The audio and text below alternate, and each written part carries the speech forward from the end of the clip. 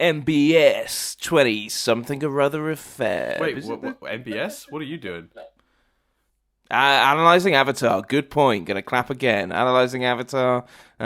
Boiling Point Part 1. A little bit more clapping while you do the headphone switcheroo. I really wish the episode had been called Boiling Point. Because that makes it sound like an action movie. Oh, it's not, is it? Yeah, it's the Boiling Rock. I don't know. Boiling Rock, that's it. Huh. But I do quite enjoy the idea that it'd be called like Boiling Point. You know, Avatar, Boiling Point. It's like explosions, and then Aang like jumps through the fire.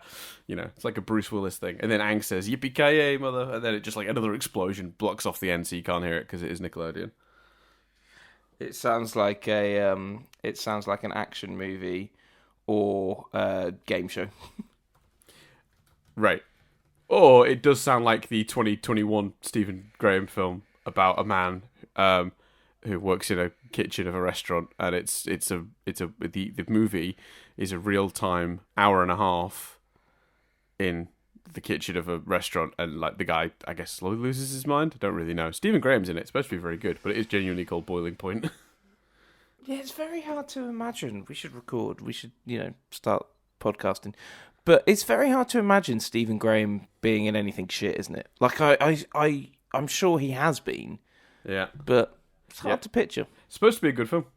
What the word on the street? No. Word on the street is it's good. Oh no, it's not hard to imagine, Chris. I watched Venom 2. Oh, that's very true, actually, Dan. Well counted. Mm-hmm. Venom 2, anyway. Let there be a bigger, redder Venom. I think that's what they called it. Right, let's do it. Okay.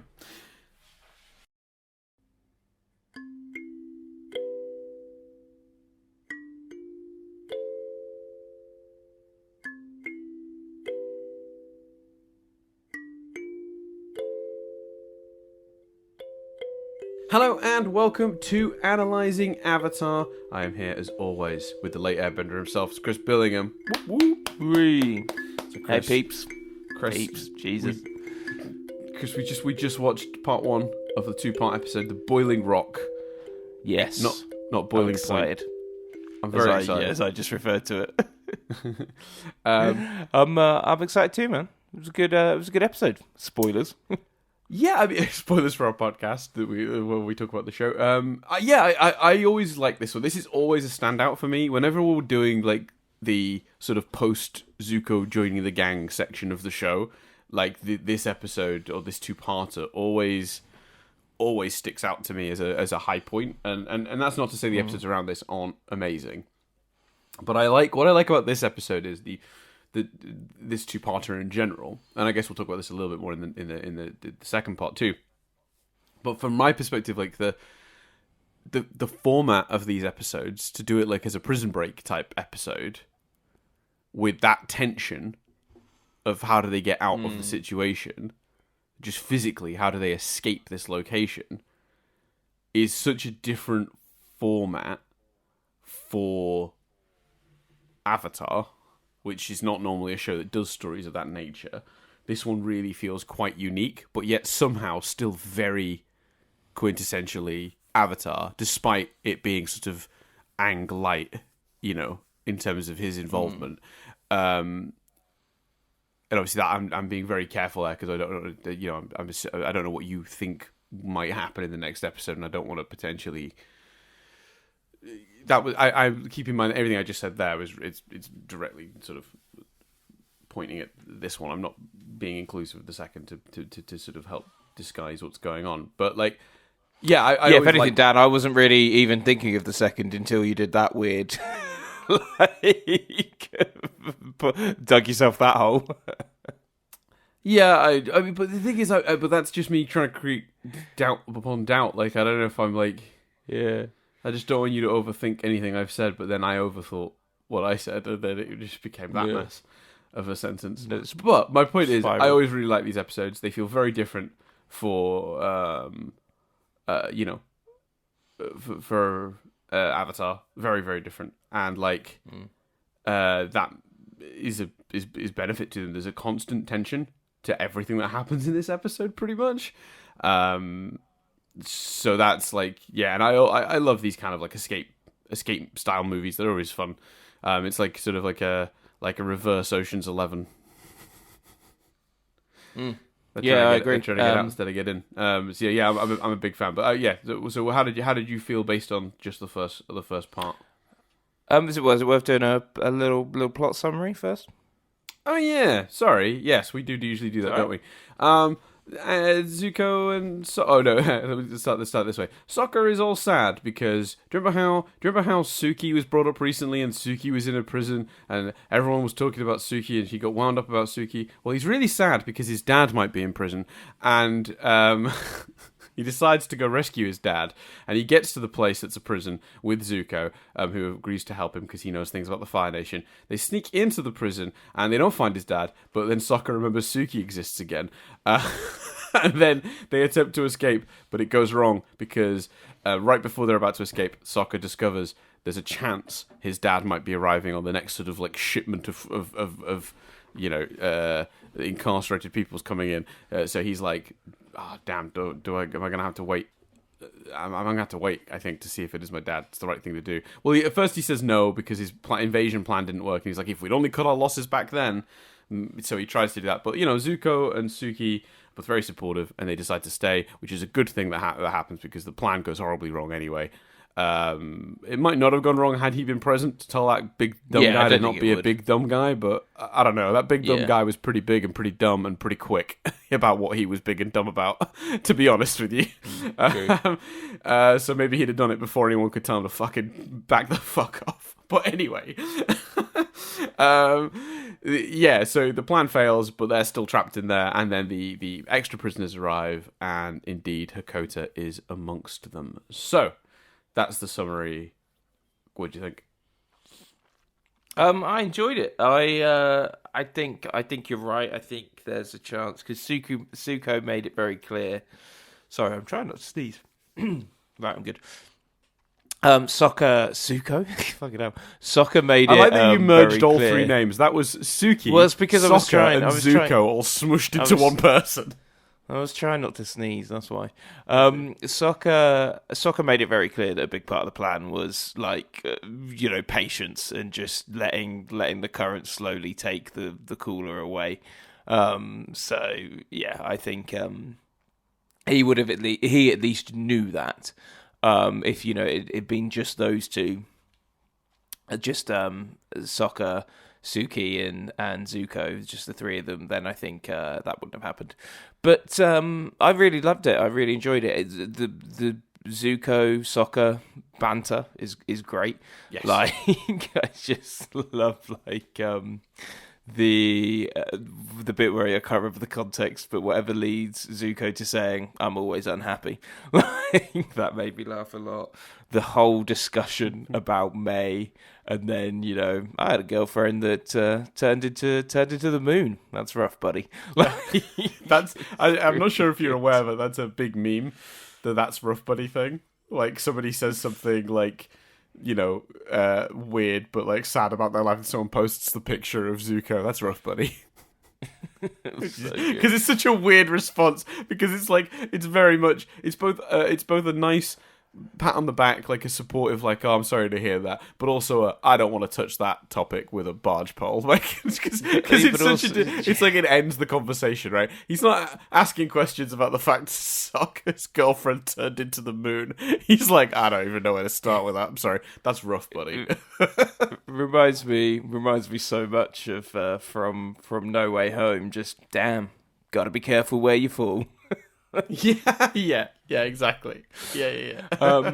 So I love the chemistry between those two. Yes. I like the Suki stuff. That was all very nice. I thought it was weird in a way, although it leads to a great joke for Sokka to remind the audience about his great love for the woman who turned into the moon, before we then see him make out with someone else. But yeah, it's fine. It's worth it for that gag.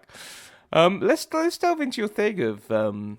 Is it, because it's interesting, I hadn't really thought of it from that point of view, but yeah, maybe would it have been cleaner if he was after Suki all along, because his dad's his dad's been in some shit before, and they, it's always sort of been a background thing, and his dad was very much, whatever they do, we can handle it. Don't worry. So, would it have made more sense for him to be going straight after Suki, do you think? I don't know.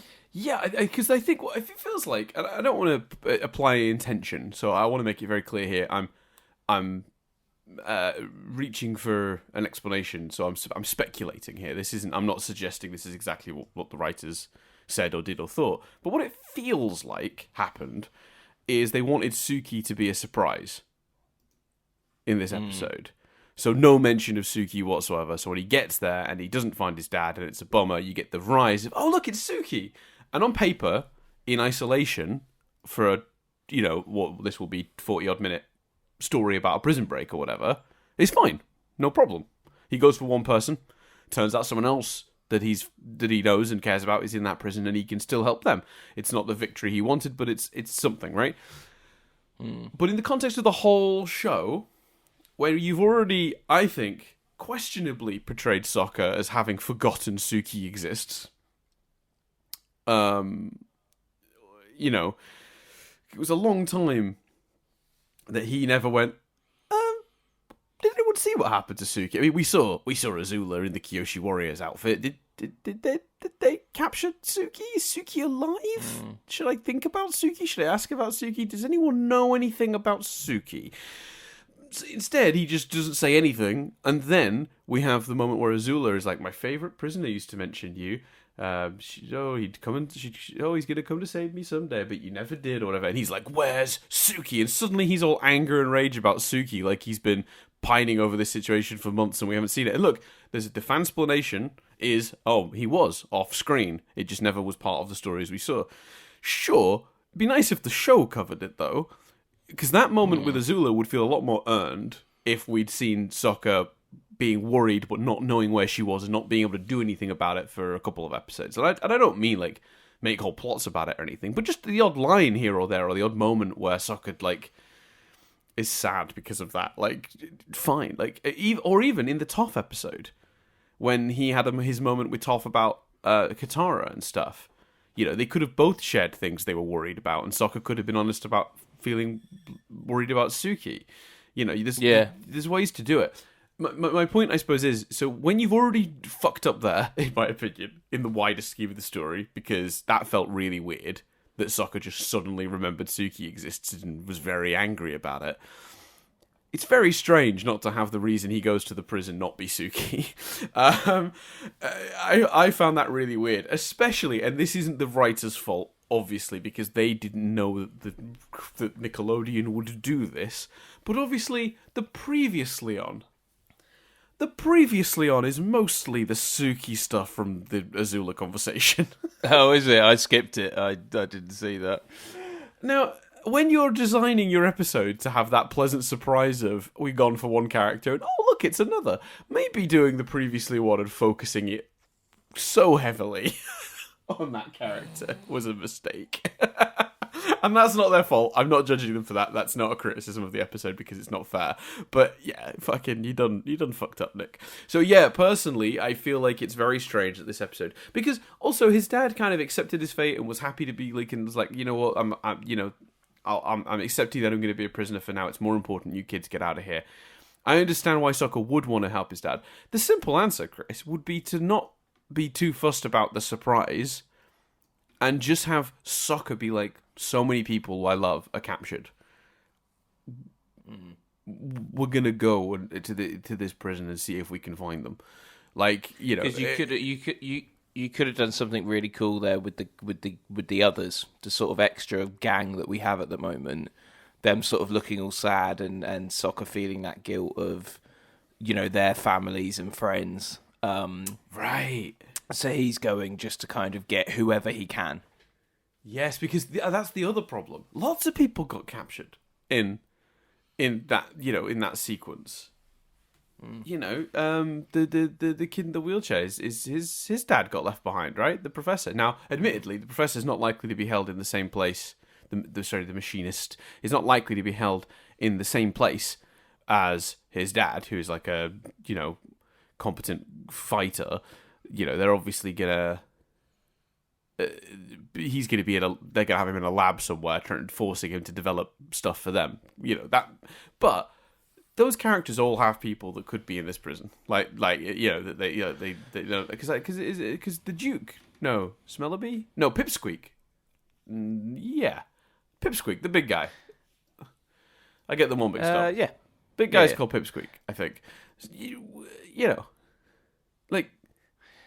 What? Because Are they not sad he's in prison? Does Sokka not thinking about him? He's just literally gone for his dad. I don't know. The whole thing, the motivation for why he goes feels very, very clean in terms of it's one person, but also kind of muddled when you pull that out and look at the whole show. Because then you could do a really cool thing where they get Suki and they've had a victory and they're like, right, okay, should we stay or should we go? We should go. Wow. Exactly. And then the carrier appears and Sokka's like, no matter who's in there, we need to go. And then his dad gets out and you're like, shit, because there's no way the only other person you think it might be at the end, and I'm so glad they didn't do this, but there were just so many references to Iroh that I was like, is Iroh about to step out of here? Which would be really gutting to think that he escaped in this really badass way and then they got caught again. Yeah. And then got caught again. But there's so many Iroh references. And I thought, that would be a nice twist, the fact that it's all about Sokka's redemption and then all of a sudden we switch to Zuko's. But when he's stepping out, you're like, well, it has to be Sokka's dad, and it is. And it is. It's would cool, say but it's a little underwhelming. That part though, because I think one of the strongest things about this episode that I do like, other than sort of the actual sort of physical storytelling and the tension of how they escape and all that fun, of them running around in disguise and all that stuff. I do think one of the best elements of this episode from a character perspective is that you have that moment where Sokka has to choose before he definitively knows, because that gives him the moment of, if only I'd cut my losses at the invasion, let's just give up, let's go now. And Zuko being the one that basically, you fail 100% of the shots you don't take or whatever. Zuko gives him that really nice speech, and I think it's important that he makes that decision, not knowing for sure whether it is his dad, but willing to risk it for that. I think that is important to this story and his arc. And while narratively you might be able to make a cleaner story if it's they're about to leave and then the thing's coming in, the gondola or whatever that thing is, on the ropes, sort of the cable car is probably a better word. When that's coming in, if he'd seen his dad and then made that decision, I think it's less valuable to the character. Yeah, that's fair. Yeah. I'll give you that. Yeah. But yeah, I think it's super good one. There's so much fun in this episode as well. For an episode that's about people in a a prison that's got prisoners of war and stuff in it, super fun. It's a great as much as and this in fact I did see this in the previously on before I skipped, or maybe it was actually because for some reason Netflix just played the next episode, so maybe it was on the previously for that. It probably was. There was some Katara Zuko stuff in the previously, so I assume that was actually for when Netflix played the next one. But as much as as much as I'm sure if they'd have asked most people after seeing last week's or the weeks before, what's the combination you want to see thrown together, you'd be tempted to say Zuko and Katara. Actually, Zuko and Sokka is such a fun, interesting combination of people. And I think also it really it's a clever decision, because you want to move away from, you want to in a way, I think they've done enough to show the audience, but I think the audience want the reward of seeing Zuko be the nice guy. And when he's training Aang, he's got to be fairly hard on Aang. When he's with Katara, there's all the tension. So I think, we get to see Sokka as a character brings out the fun in everyone. And I think it's very rewarding to the audience to see the fun brought out in Zuko. So I think it's just such a good combination of characters. Yeah, I think you're right. I think for this kind of story, you want this kind of prison break romp. there's too much weight to the Katara Zuko situation, whereas these two characters, I think, have a nicer balance for this kind of story. I think if you're doing a different story, you want to explore the Katara Zuko stuff from a character perspective. Oh, yeah, of course. So that's probably the more powerful stuff. But for this story, that would only distract, right? Like you need a less antagonistic relationship for this episode to work, I think. I've just had a text from Nadia, and I'm going to check it because she might be in the next room and therefore listening, and have this might be a thought on the show. No, it's not. She's sending me TikToks. That is not valuable to the podcast. It's not conducive to podcasting, Nadia. It's not conducive. Can I just to say podcasting. that I just had a quick while we've taken a momentary pause. I just took a cheeky little look to see if, as predicted by some on the Discord, it was all kicking off on the comments section of the beach. But it seems a lot of people wishing me a belated birthday. So thank you very much to those people. Oh, yeah, I saw that. I was supposed to reply to them. Yeah. I've been really bad at replying to comments on YouTube recently. It's because I upload them in batches now of like 5 to 8 episodes and then just go away. And like I don't really log into it like that very often. So I don't think they necessarily need it. I just want to thank those peeps and say it's good that it's not turned into Chris, you're a dick. The beach is amazing. Yes, yeah. Well, that would have been a shame if that is the episode in which you say it's your birthday. Maybe that's how you've shielded yourself from it. Was you said that you watched it your birthday and people just feel mean. Yeah, I couldn't even remember that they were connected. But yeah. Sweet. There you go. I think like you say, it's just there's obviously a lot of dramatic tension, and I think we should get that and will get that. But I think for a fun Prison Break style episode, like you say, this is the perfect combo. Yeah, and I think they've got just the right amount of like sort of banter combined with awkwardness in the execution as well. I think it's an extraordinarily well executed episode, and it's weird because the baggage that I've brought to it in terms of the storytelling, in terms of like my concerns about how they handled the Sokka Suki stuff, is all baggage from the rest of the show, and I do think that's relevant. And I do think that's a fair criticism. I think the show should make sure that it's paying off things across the series too, but as an individual episode, an absolutely great one. Like, and also that ending on that sort of cliffhanger, really, in that Hakoda's there, great, but they did just throw their escape plan out the window.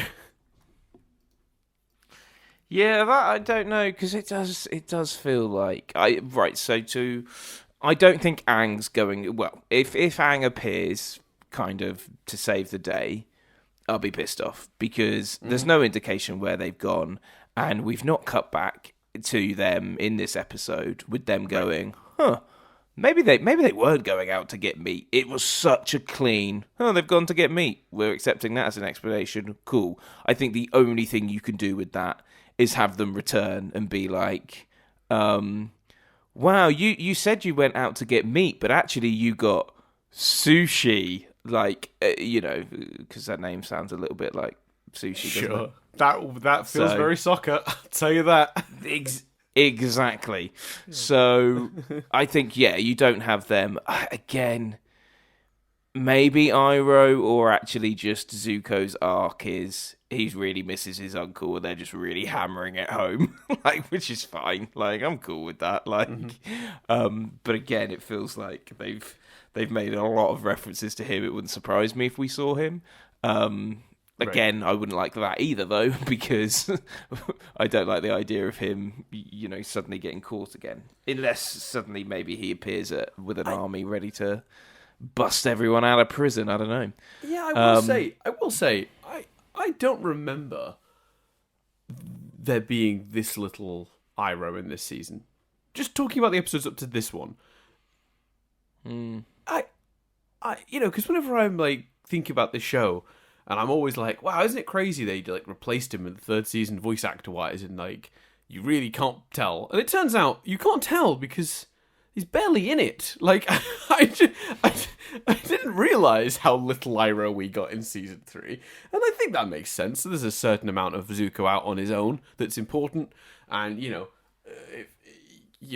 Iroh got Zuko to that point? Like, is it important that we see Zuko achieve these things without his guidance now? Is this the training wheels coming off sort of thing? Like, there's an element of that. Obviously, he loves his uncle and wants to see his uncle again, and that's important too. But like, there's a part of me that goes like, I don't think I ever realized how little Iroh was in this season.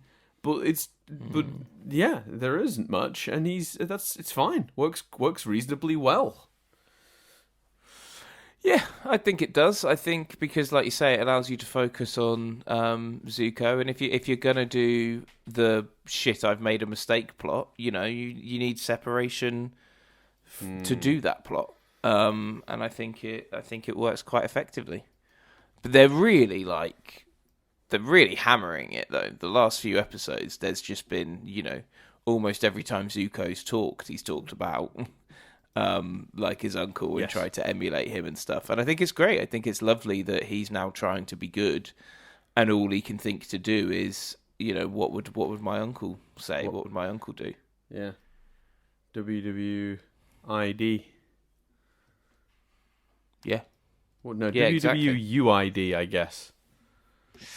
Man, I hated that in that Doctor Who episode where she had that written on her hand. But anyway. Yeah. So I think it's. I'm intrigued as to how they're going to escape. Thanks for reminding me of that Doctor Who thing. Yeah, sorry about that. But I'm going to take a sip of my drink with because that's genuinely left a bad taste in my mouth. Good joke, Dan. Solid. I think that does it feel a bit coincidental? Is Dad actually turning up at the end? Maybe a little bit.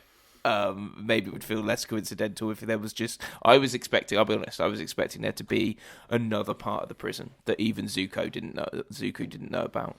Right. That almost feels like it would make more sense because what has he been up till now? Like, because they've clearly implied that they've been hanging out at the Air Temple for a little while now, right? Like they've been there for a bit. So a couple weeks maybe. What's the deal? What's going on here? You captured a coder and just like kept him in a smaller, shitter prison for a bit, and then it went, nah, he's got to go to the big one. Like what? Yeah. What? You just bring him there on the slowest form of transport. Does that cable car go across the entire Fire Nation? Is that is that what's happening here? Just picking people up. I don't understand. Where's he been until now for this dramatic reveal? And also, did somebody like pull Okada aside before they got to the prison and was like, hey dude, for dramatic tension, are you okay to just get off much later than everyone else? What do you mean? Yeah. Just don't worry about it. Just let everyone else get off. Give it like a beat for someone to potentially be sad that you're not on it. And then get off. And when you get off, don't just get off and like join the line of guys and walk on. Stand sort of heroically framed in the doorway and just sort of hover there for a bit. Is that okay? Yeah, I guess I'll do that. That sounds fine. Do a superhero pose for us, will you? Yeah, sort of stand there looking sort of like very heroic. We'll shoot it in a way where it'll be tasteful. Don't worry about it. It'll be great. Koda's like, what do you mean shoot it? What is this? And they're just like, don't worry about it. It's fine. I've read the script. It's fine. It all works out. What script? I am right in saying, aren't I? And this is potentially going to be dumb, but this is also a character, Chris, talking point we've not covered yet. I say it a lot at my place of work, Chris. You got new people learning the job. I always say, no stupid questions. And I mean it. There are no stupid questions. There are stupid people, but questions, never stupid. If you're asking, you're trying to educate yourself, I'm on board. Let me hear it. Okay. The tough guy that escaped in the end, and that's doing all the fighting and stuff. We've not met him, have we? No. Because it definitely the episode. He feels like a character we've seen before, right? Yeah, but it doesn't make any. It doesn't sort of. It doesn't make that clear. I don't know how it doesn't make it clear. I don't know what I want. I don't know if maybe a prisoner going, oh, that's so and so. He's always getting into scrapes. That would have done it, maybe. But it definitely sort of just goes in with him and just leaves you, at least me, and it sounds like you agree, feeling like, wait, sorry, is this dude new? Like, I'm confused. Yeah, I don't. I mean, I got it. Wouldn't it be funny if I looked it up now and he has been in it before? Let me double check that. Chit Sang. I don't think he has. I don't think so either. I'm pretty confident. But an inmate 'Cause there at was Boiling no- Rock prison first appearance, Boiling Rock Part 1. Yeah. Yeah. And also the way they react to him, like, it would have to be either Sokka or Zuko that kind of react as if they know him, and neither do. So. Sorry, separate point. I do love. God love you, Avatar wiki people. You know how like it has like all the personal information, and it has like gender, eye color, hair color, fighting style, weapon of choice. So a lot of this is pretty straightforward. Political information, fugitive. First appearance, enemies, and then it lists people he's come into blows with in the show. Allies, and then it's named some people, and then gender, male, like all that. But then it's got love interest, and then it just says his girlfriend. Because of course she's not named in the show, is she? She doesn't even get a line. He's just like, oh, I'm also bringing this person, and this is my best friend, and this is my girlfriend, and they're just like in the boat, like hello, like, but they don't say anything. What's amazing is his girlfriend is a link, so I've clicked on it, Chris, and it's the picture of her in the boat waving, and it's Chit Sang's girlfriend. I hope something happens with them, or it was really fucking pointless them coming along. That's good. Yeah. That's real good. That's great. He's a fun character. We don't give them enough credit actually, because to be fair, like most of the triv or the basis for the triv is like the triv from the wiki. So a little shout out to the Avatar wiki folk. You guys do a very good job. It's a very detailed wiki. Some wikis for certain shows are an absolute mess. Huge chunks of information not yet filled in quote marks. You click a link, and there's not an actual article. Someone's created the page, but they haven't yet gone to the trouble of making the thing in chat. The fact that the article for Chit Sang's girlfriend exists with a picture and information is like incredible. So you know what? 10 points. That's fair. That's very fair. I really enjoyed it. You got any other notes? Yeah. I mean, I do want to. I mean, I gotta ask the question: what the fuck's a hot squat? That, Dan, is a yoga position you can do to loosen your bowels. I don't know what it is. But you can only do it after you've had a really spicy curry. Yeah. Sorry, I don't know why I giggled so bad. Yeah. Proper. Because I mean, I get it. Like, it's that whole, fire flakes. It's that whole everything from the Fire Nation has to have hot or fire or some version of it in the word. But so for those who don't remember, Aang is given homework by Zuko when him and Sokka, quote unquote, go out for meat. And it's to do like 10 hot squats every time a badger frog croaks or something like that. And Aang complains, no one else has homework, and then the badger frog croaks and he has to start doing hot squats. It's clearly some sort of like fire bending based exercise, but I'm sorry, think of a better name. I mean, I must admit, when he started doing it, I was surprised not to see, fire. Right. He's just doing like some sort of press-up style thing. Yeah. Fine. Yeah, I forgot that we even saw it. Yeah, you're right. It doesn't even involve fire. Especially because we don't know how long he's going to be away for. It's the equivalent of like, I don't know, someone...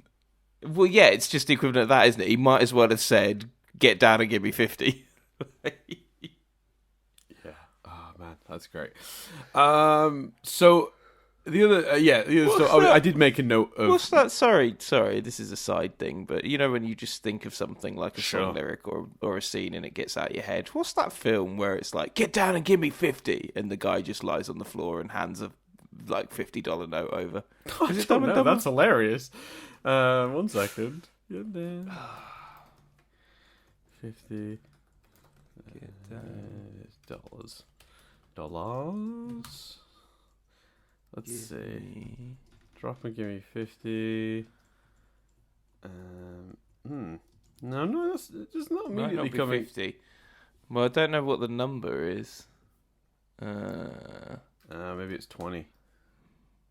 Don't give me 20. Does it have to be in the denominations of the U.S. currency, which I think it's like a 1, a 10, a 20. Like I think it's the same as the pounds. I don't think they have. Maybe they do have like maybe they do have like a $2 bill. I can't see it. Here we go. United States. You know what it might be? Hold on. This is definitely worth doing on. Okay. I think it. So there is such a thing as a $2 bill. I thought so. So this is unrelated. It's just that when I was thinking about, I was going to say this is what we were trying to solve, Dan. No, I know. I got sidetracked because we were talking about saying that it has to be either in sort of 10, 20, or 50 realistically. Notes. Now, do they have any other notes? They have a $1, a 5, a 10, a 20, and a 50, and then the 100. But apparently, they do still. It's rarely printed, but they do still do a $2 bill. Oh, nice. And apparently, they've got up to $5,000 and $10,000 bills. They've been discontinued, but if you have one, it's still legal tender. There you go. Imagine having a $5,000 bill. What the fuck do you need that for? You go into a shop. Here's a pack of chewing gum. Give me my change. What are you using that for? I have found it. It's actually a scene from an episode in series 7 of Boy Meets World. The army major says, "Drop and give me 20," and Eric drops on the floor and then hands him $20. Great. I'm glad we solved that mystery. So, I must admit, I feel, I feel like I did contribute to getting the answer because I stalled while you looked. Yeah, I mean the problem is that your stalling was also looking, so it probably didn't make for great podcasting. But there we go. What do you have any other notes, Daniel? Yes, I did. I did also write down my first girlfriend turned into the moon thing. That's Rough Buddy. Because it's a great line, one of the best. I enjoy when they immediately got there and they got into the costumes.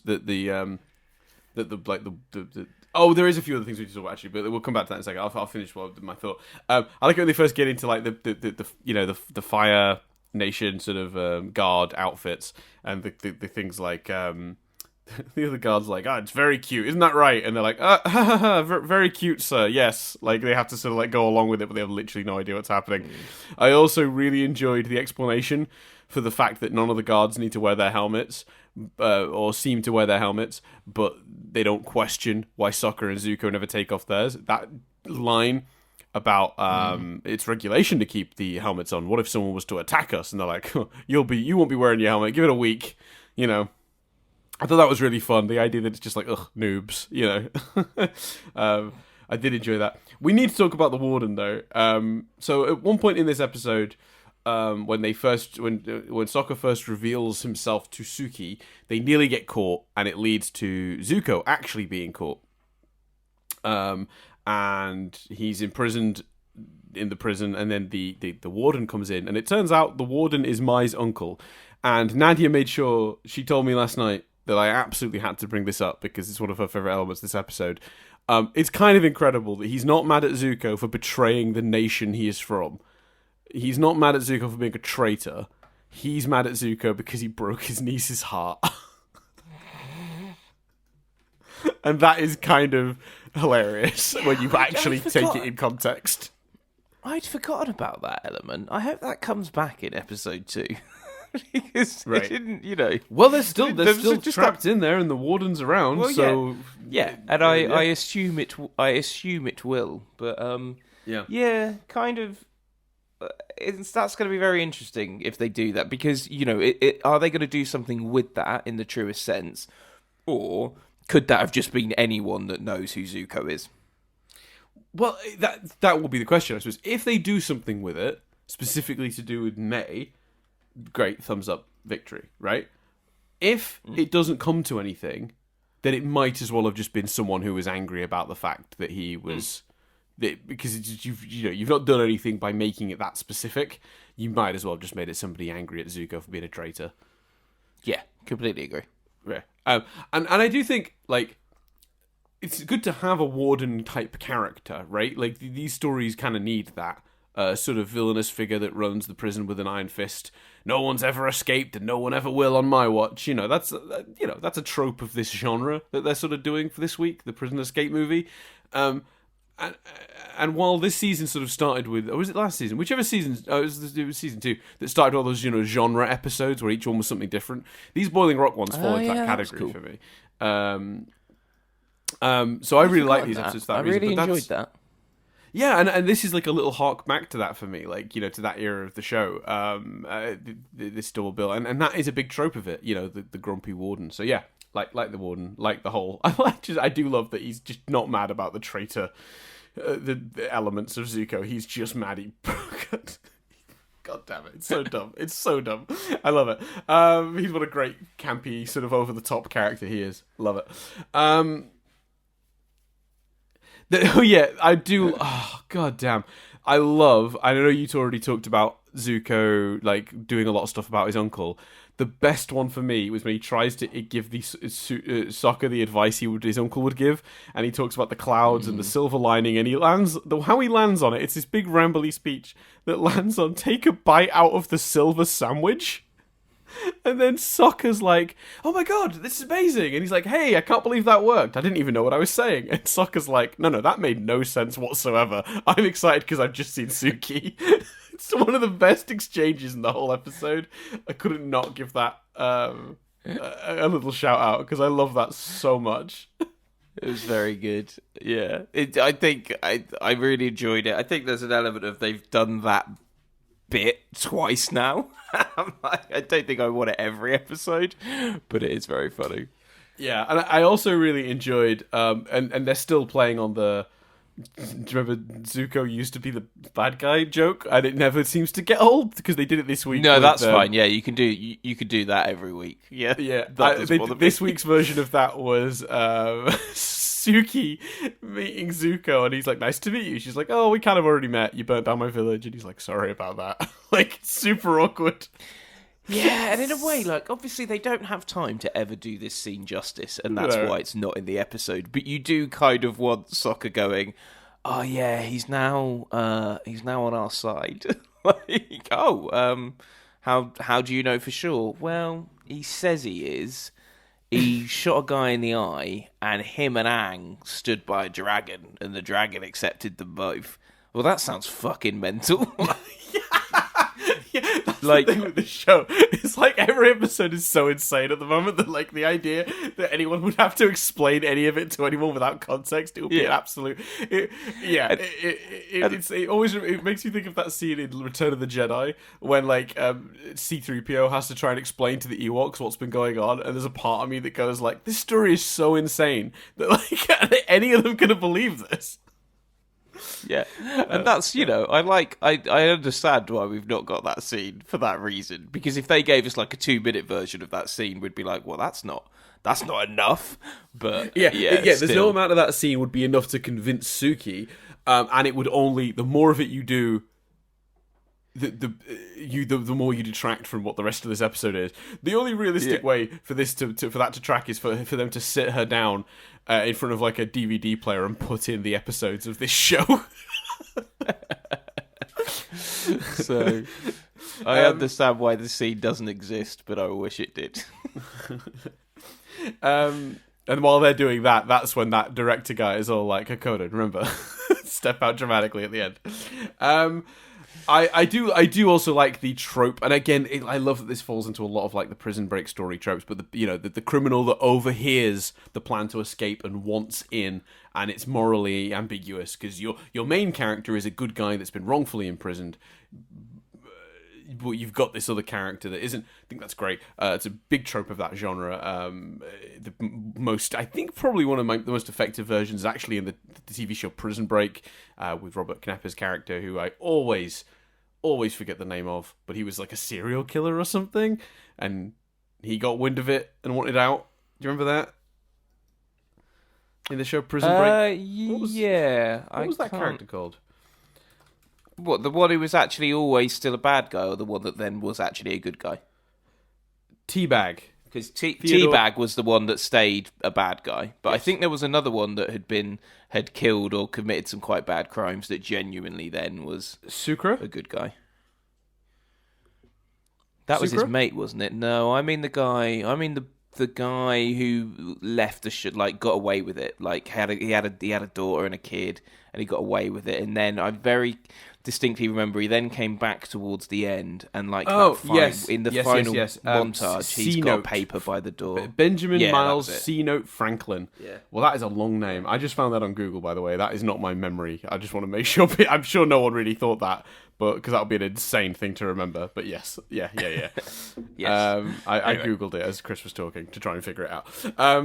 Great. So yeah, anyway, it's a good trope, and I like it here. It adds extra tension because there's always that. They don't really play with it too much, but the reason that's a good story is because it adds a moral dilemma, and like, do you want to free this potential criminal? Yes, we're in a Fire Nation prison, but presumably some of the people here are not prisoners of war. Some of them are just bad people who probably, may have committed murders or whatever, and might not necessarily be a great idea to let them out into to wander the world. But they don't really play on that too much. They kind of ends up being a bit of a joke, but I like it. It works well. I think the plan's clever as well. By the way, I like the whole. They've got the cold box thing, and that they're going to float away on that. I think it's sometimes the plans in these things are either too overwrought and don't make any sense, or they're not complicated enough, and it just seems like dumb luck if it works or not. This seems like a good balance. Like, it's a complicated enough plan that it looks like it would be tricky to do, but it's like a simple enough plan that it doesn't distract from the episode because we have to explain it. Yeah, I agree. Does that make sense?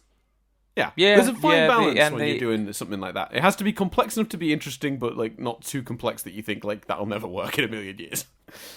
I do want to know why the cooler didn't just collapse from the ground, because he took a lot of bolts from it, but like, how did that thing stay in place until they were ready to take it out? But yeah, that is a good point. He's got all the bolts in his shirt or whatever.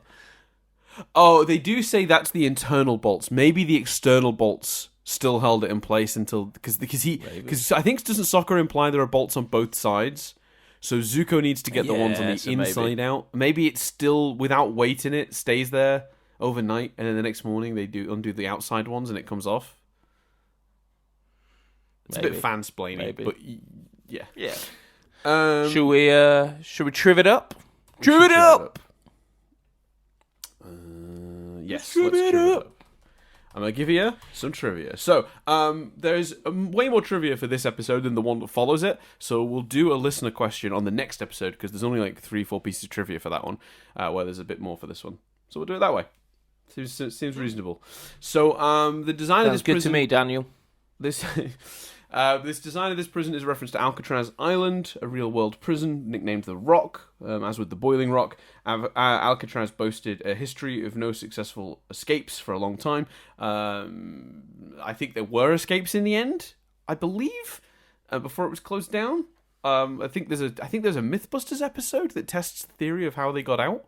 But I think the reason they can still get away with it, saying there was no escapes, is because I think those people were never found again, and I think the prison implied they must have just died at sea trying to escape, which I don't think is a fair assumption you can necessarily make. Those people could be in a tropical island right now, kicking it back. But anyway, different story. Also, still an escape, isn't it? Right, yeah. If you get out of the prison and die at sea, you've done it. You got out. Yeah, agreed. Yeah. There's a really great Mythbusters episode. You wouldn't put on the death certificate "defeated when leaving the prison." No, you wouldn't. No, you'd put drowned. That's a good point. I do recommend the Mythbusters episode about that because they try to recreate the story of how these prisoners might have escaped and see if it was doable with what they said. Because apparently they made a rubber dinghy over many months with special waterproof jackets they were given to wear when like out in the yard and stuff. Like, it's incredible. The story is mad. Check out the Mythbusters one. It's very good. So yeah, it's kind of ironic that the boiling rock is inescapable because of boiling water, because the San Francisco Bay surrounding Alcatraz is famously extremely cold, making it equally inescapable, but for the opposite reason. That's a neat little idea. Now, to keep on the track of Prison Break, the show Prison Break, the Warden, Chris, is voiced by American actor Wade Williams, who starred in Prison Break as Captain Brad Bellick, who was the senior corrections security officer in the prison from Prison Break. Great character. Great character. And a great actor. Very, very good. I like that guy. Excellent work. The Cooler is a name for the isolation cells used in a prisoner of war camp. Used in the prisoner of war camp in the film The Great Escape. Nice. So there you go. I think which led to the horrible joke in the Batman and Robin movie when Mr. Freeze is like, "They won't send me to the Cooler." Just a terrible line. That movie is full of them. "Ice to see you." Oh, god damn. Yeah. Awful. That movie. Chock-a-block with that kind of stuff, that movie. I got the Great Escape on Blu-ray last Christmas because I was like, I watched that as a kid, enjoyed it. I put it on my Christmas list. I haven't watched it yet. When you say last Christmas, because just for the listeners, it's 26th of February for us. No. Christmas before. I mean, Christmas before last. So not. Wow. Not so you're talking Christmas 2020. Yeah, I might have to choose it on Rewind Reviews. Just to make use of it. Yeah, that's fair. Little hint for the next series of Rewind Reviews, guys. Jeez, that's hilarious. I love that you've had that for that long. To be fair, that's a good one, but I don't know if that's a film I would necessarily like jump back to. But like, that's the thing. I only watched it once as quite a young kid, so I was like, I wonder if it would kind of hold my attention in the way that it did then. It's an interesting question because I also enjoyed it when I was young, but haven't seen it since. So I think we're in the same boat. That'll be fun. Well, yeah, there you go. Maybe that's a little hint for Rewind Reviews. Maybe, or maybe Chris will forget it for another year. That Dan is very possible. When Sokka was disguised as a guard, upon entering Suki's room, he was not immediately recognized by Suki. Her lack of recognition prompted Sokka to say, "Oh, you don't recognize me? Maybe you'll recognize this," which is a variant on what Suki said to Sokka when he didn't recognize her as a security guard while she was working at Full Moon Bay because she wasn't in her Kyoshi warrior outfit. So it's like a play on a scene that's already happened with them, but the situation reversed. So that's bad move, though, isn't it? Like, it's not gonna. Because I'll tell you what, Sokka, even if that worked out, if I was him, I'd be like, wait, hold on, are you having an affair with one of the guards? Right. Yeah, I mean, I guess he wasn't. I don't think he. I got the impression that he was doing it as a joke and didn't expect that to be a thing. Yeah, I think he was because he pulls such a ridiculous like kissy face. It's like I think he's joking. Yeah. It's Suki that sort of sees it as a potential actual request and strikes. Like I think he's dicking about. To be honest with you, I would hope. Apparently, well, not apparently. I'd say it is. Sokka entering Suki's cell is a little reminiscent of the scene from Star Wars. Aren't you a little short to be a stormtrooper? Yeah. There's a little reminiscent of that. I don't know if it's a direct reference or not, but it's I could see somebody making that comparison. Good work, trivia. When Zuko discovers Sokka is about to leave on Appa, there is a subtle role reversal. Zuko says that he's never happy, a line which strongly echoes one of Katara's lines in The Waterbending Master in regards to Sokka never being happy. She says to him, "You're never happy," to Sokka, and he's grumpy about them having travelled for so long or something like that. Moments later, Sokka says he has to regain his honour, which is a recurring theme of Zuko's during the first two books. So Sokka is now the one that wants to regain his honour, and Zuko is now the one that's never happy. I like that. That's nice. Don't know if that's 100% intentional, but it's nice if it is, for sure. Oh yeah. Don't get me wrong. I don't think it's trivia, but I like it as a fact. Yes. Yeah. I liked that one enough to keep it, but you're right. Does it come under trivia? Nah, probably not. During the first escape plan, Sokka mentions a blind spot between two guard towers. Remember it, which apparently resembles Hilt/Steve McQueen's escape strategy by cutting through the barbed wire fence in a blind spot between the guard towers in The Great Escape. So there you go, another little reference to The Great Escape. Spoilers, Dan. I've already told you I've got to rewatch that film. This is the first episode since Toph's feet were burned in the Western Air Temple that we see her walking again, which is nice. Not for long though. I've got two more. One of these was in the trivia for both, so I'll say it now and I won't bother next week.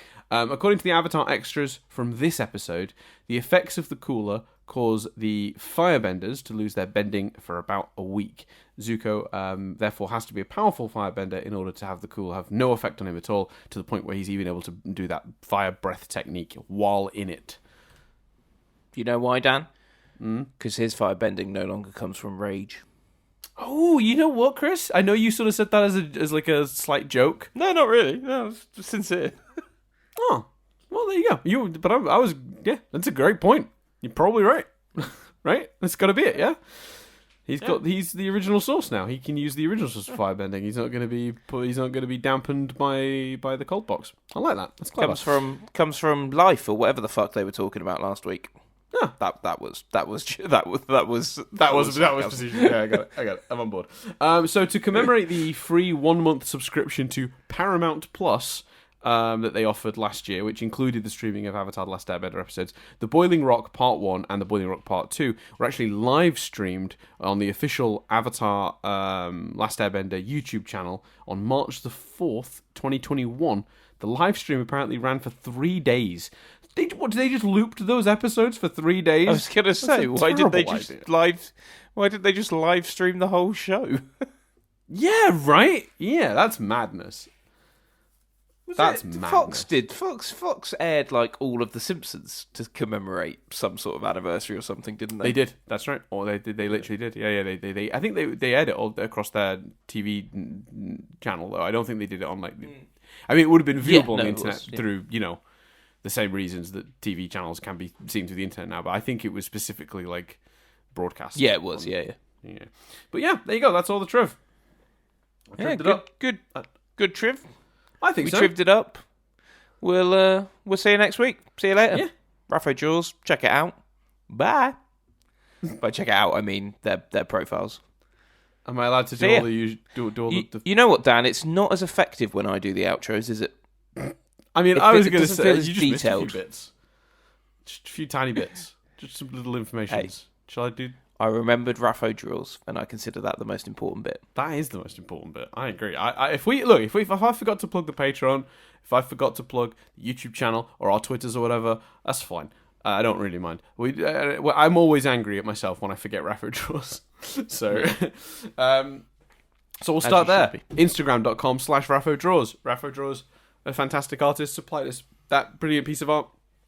Appa in front of the sun does all sorts of cool art that you can get on like mugs and t-shirts and all sorts of stuff through is it Redbubble, one of those. So you can go to the Instagram to get more information, or you can head to Tumblr, Twitter, YouTube, where Raphodraws is under that name. Launchlinks.io/u/Raphodraws, which has a whole like series of links as well to like a shop, Redbubble account, the graphic novel that Rapho worked on, which I think is called like, what is it called? Society 6, maybe? I could be wrong.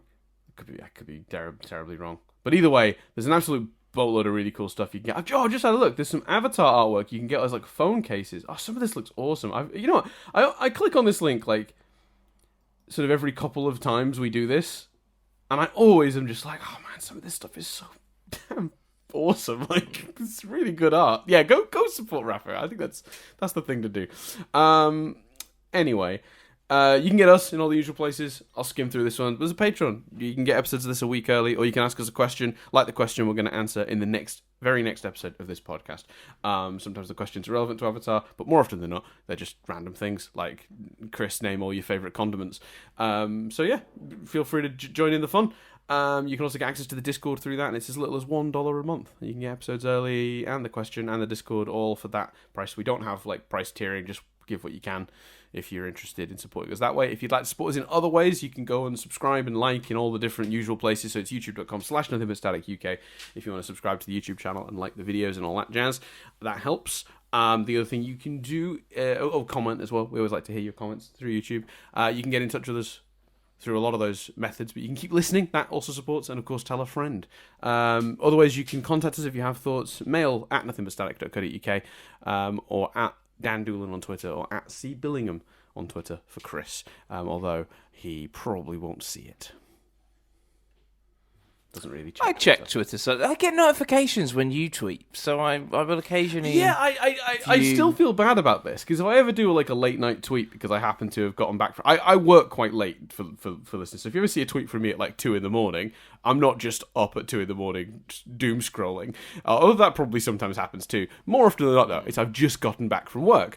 But I do feel bad because what we discovered like like a year ago now, maybe 2 years ago, is that for some reason there's some setting that gives Chris notifications specifically when I tweet.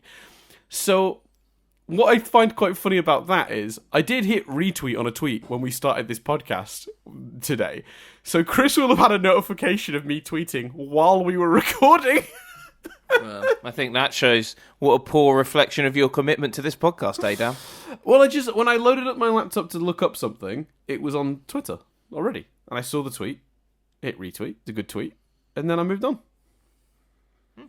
Fair but play. yeah. So I remember I used to. There was a point when I first found out about this that I just tweeted a bunch of random things without atting Chris that just said things like, "Hi Chris, how you doing? How's your morning?" All that stuff. Just to I responded to them all because I got notifications about them all. Oh, you did. You responded to them all. So yeah. Anyway, that's where you can get us in all of those places, and you can say your thoughts to us. And then we can sometimes when I get a chance reply. I've been bad at that lately, but I'll try and get better. Nice. There we go. Thanks everyone for listening. It's been a great time. Excited to see you all next we're going to week. go away, watch the next one, and record another. Yeah, I'm pumped. Yeah. So thanks everyone for listening. I've been Dan Doolan. And I've been Chris Billingham. And we'll see you next time when we sit down to talk about The Boiling Rock Part 2.